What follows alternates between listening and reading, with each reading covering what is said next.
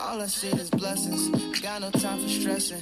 Don't believe in failures in my life, it's only lessons. They just making room for what I'm on now. What's up, beautiful people? Welcome back to my channel.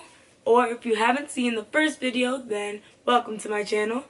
Be sure to check out that first video, like it if you like it, subscribe, comment, turn on post notifications, all of the above. Anything else you can think of, do that too. I just wanted to say thank you so much to everybody who has shown me support, whether that's been through subscribing, commenting, messaging me separately, follow me on Instagram, any of that good stuff. Thank you guys so much. The love and the support means a lot to me, and I hope you guys keep watching and stay tuned for everything else I have planned for this channel. With that being said, let's get right on into this video. So the theme that I have for this video is going to be God's plan, and more specifically, the plans that God has in each and every one of our lives. And I kind of want to focus that on the book of Jeremiah. So if we look at chapter 1, verse 5, it says, "Before I formed you in the womb, I knew you, and before you were born, I set you apart," and so on and so forth. And this was God talking to Jeremiah about the plans that he has for him. But we can take this and kind of interpret it into our lives nowadays. And it confirms that God has a plan for each and every one of us, no matter who we are, where we came from, our size, our weight, anything like that. God has a plan for us. And another verse in the book of Jeremiah where we can also confirm that is in chapter 29, verse 11, where it says, "For I know the plans that I have for you, plans to prosper you and give you hope and a future." And in mentioning that verse, I just want to bring my one main point to this video, which is just one thing. It ain't about you. The plans that God has for your life are not about you.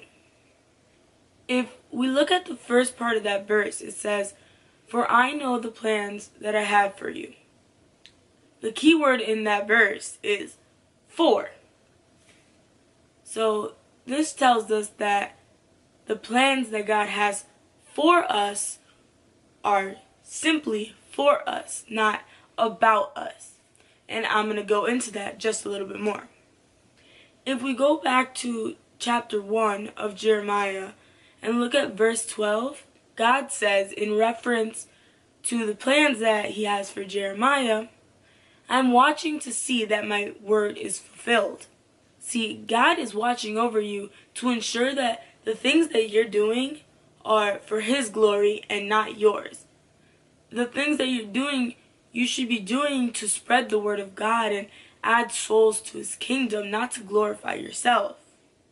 It's important to note that when you're doing something for the wrong reasons, you're going to end up with negative results.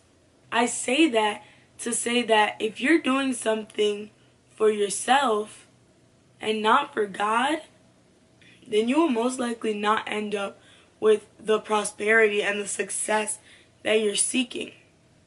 And as a human, I understand that sometimes it's hard to kind of humble yourself and put yourself second and allow God to take that central role in your life. Honestly, some of you guys might be wondering why. Why is it that it has to be all about God? The reason for that is that without God, we would be nothing. I would be nothing, you would be nothing, all of us would be nothing. And with that being said, God has been so good to us and merciful with us. And that should be a motivating factor for you to want to share what God has done in your life. And to want to share what you have and what you found and received through God. Another question that might be going through your mind is how? Natalie, I don't understand how I'm supposed to ensure that what I'm doing for God, and ensure that what I'm doing it the right way. And I'm not going to tell you that it's going to be easy, because we're humans, we make mistakes, we mess up all the time. But I can kind of give some tips and try to help you out in that.